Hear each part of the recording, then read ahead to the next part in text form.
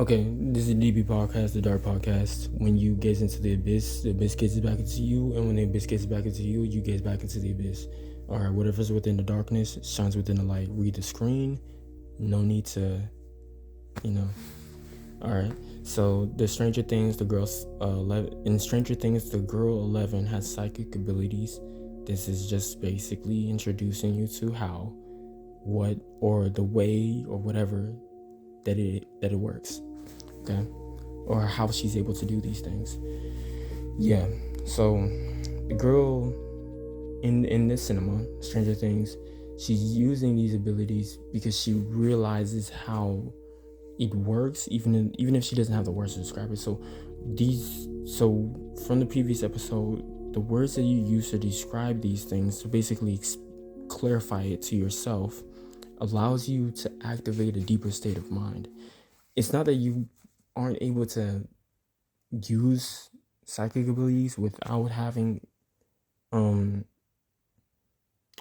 self-awareness, like the self-awareness to do so, but it's more like the difference between her, even if she was asked how it works and she doesn't really know, and someone else who has that awareness, is that just because she doesn't have the words to describe her depth, or not actually her attunement, doesn't mean she doesn't know what it is. It just means that she doesn't have the words to describe what's in the darkness. That's why the light shines within darkness. That's the point, is that when she becomes self-aware of her own awareness, her own self-awareness, she's mastered herself. So in a sense, she's able to clarify what's going on.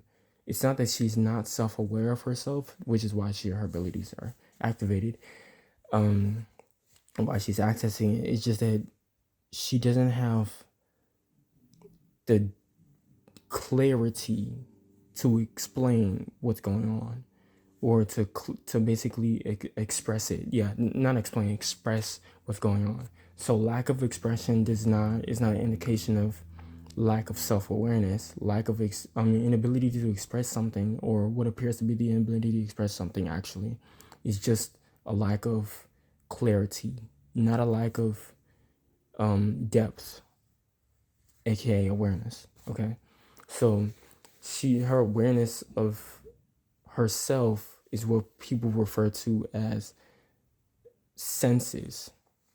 There's only one sense, because sense is referring to the mind, and sense is just a word that comes from the word consciousness. So, but because there's more than one state of consciousness, subconscious, unconscious, what you refer to as psychiatrists and psychologists refer to as superconsciousness, and conscience, it's referred to as senses instead of consciousnesses. You get it? So it just basically puts them all into one. So when you're tapped into your senses deep enough, because everything is inverted, it's not higher and lower, everything is in and out, but not really out, just inward, and like it's inverted and it's outverted, not outward, but outverted. You could look at it that way, but that does not accurately just illustrate what's going on. I truly, which is important, because when you're more aware and you can clarify these things to yourself, you can consciously tap into it. The girl was already aware of it and just didn't have the words yet, so she didn't need to do that. But if she was more aware of it, the more she's aware of it, pay attention to how just observe how strong or how deep her connection with those abilities that she has are.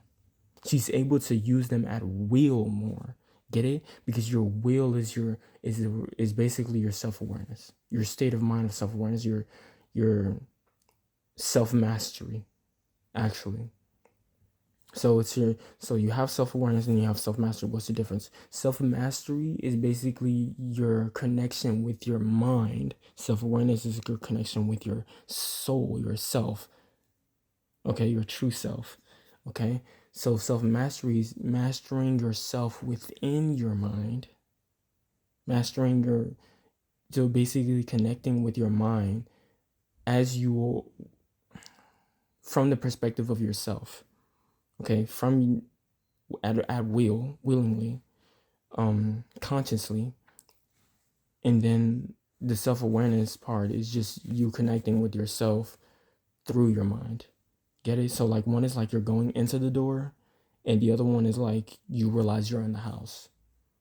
So you go into the door through the house instead of just going through the door to access what's within the house, like to maybe go get a phone or something. You realize you're in the house. So realizing you're in the house and realizing that you're the one in the house is the difference here, if that makes sense. Like the mastery, the mind is the house, and you're the one. Your soul is the one inside the house behind the door. So picture it like that. And then the self-mastery aspect would be just you seeing the house within your mind and being like, okay, so this is what my mind would look like if it were tangible. Okay? And self-awareness is like, okay, this is what my soul is. Okay? If I knew it as if it were tangible. So it's basically being able to touch yourself without using your vessels, aka what mortals refer to as their bodies, hands, but using your soul's hands, your soul's awareness, your soul's what? Senses. So your senses are inanimate because it requires, because you're using your spirit or your spirits to basically be able to do this. And that's where the energy flows from, your spirits. And then that is what enlightenment, the process of enlightenment is. So when you're using psychedelic drugs and you realize you're in that state of mind, because that's the difference. The ones that are taking it that don't realize, they're having an episode. The ones that do realize, they are reaching what mortals refer to as reaching in a state of mind, or quote unquote enlightenment. Enlightenment, meaning your attention is flowing into your mind, or into you through your mind, basically. Actually, yeah. Your attention is flowing into you through your mind. That's why it's called enlightenment. Ment is mind. Light is referring to the spirit, in as in referring to within the mind. So when you're attached to that state of mind, you're grounded, which means your spirits, you're accessing, you're using your, how you put it, your connection with your spirits, you're becoming more aware of. And that's how psychological abilities work. You activated your attachment with yourself through your spirits, deep enough to the point where you're able to utilize your spirit's abilities, your spiritual abilities. The reason why it's referred to as spiritual and why mortals are so like addicted to the concept of spiritual instead of mystical is because they only have a spirit. They don't have spirits. If they had spirits, they would be referred as mystical, not spiritual. Okay, so mortals spiritual, and at least that's what they want to call it, or they prefer to call it. Immortals mystical. Yes, there you go.